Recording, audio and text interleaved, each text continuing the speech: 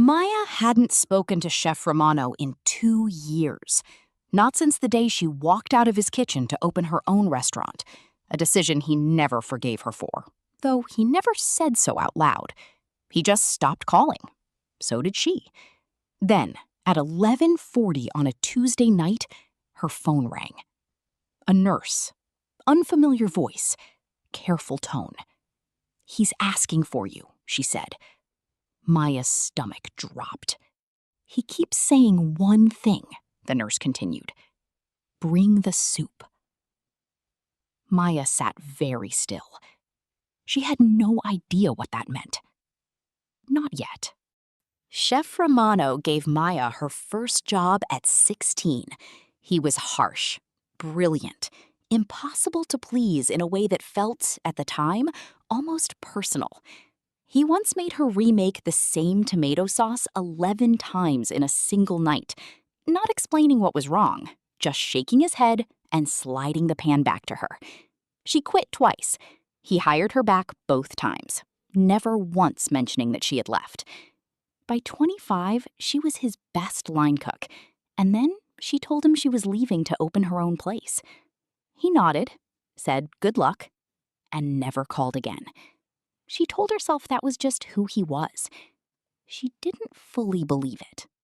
He was smaller than she remembered. Thinner. Tubes where a chef's hands used to be. Hands that had never, in 20 years, stopped moving. She sat beside the bed. "Maya," he whispered, eyes still closed. "The soup." "What soup, Chef?" He opened his eyes slowly. "The one I never let you make right. 11 times you tried it. 11 times I sent it back. I want to taste it. Before I go." Maya understood, finally, what the nurse had meant.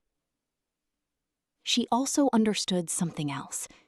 Something that had taken her 2 years and 1 phone call to see clearly. He hadn't stopped believing in her when she left. He had been waiting, quietly, for her to finish what they started. She went home. She cooked through the night. Not from a recipe she found online, not from notes, from memory.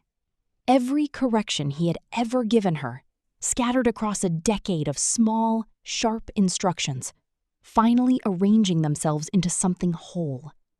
More acid, less salt. Patience with the onions.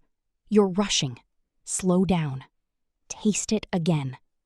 She heard his voice in every step. By 6 in the morning, she had it. The exact bowl he had always wanted and never told her how to find, because he knew somehow that she had to find it herself. She drove to the hospital before the sun was fully up, the soup still warm in a thermos on the passenger seat. He took 1 spoonful, closed his eyes. For a long moment, he didn't say anything at all. Then, quietly, the way he used to give the highest praise he ever gave. "There it is." He opened his eyes.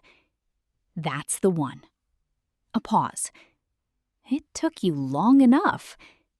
Maya laughed, through tears she hadn't noticed were falling.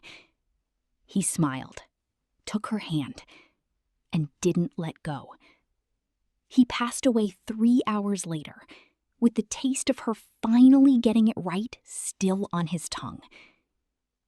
Here is what their story means. Sometimes the people who push us hardest are not trying to make us perfect. They are trying to make sure that one day we can prove to ourselves what we are capable of. And sometimes the last gift we give someone is simply finishing what they started in us.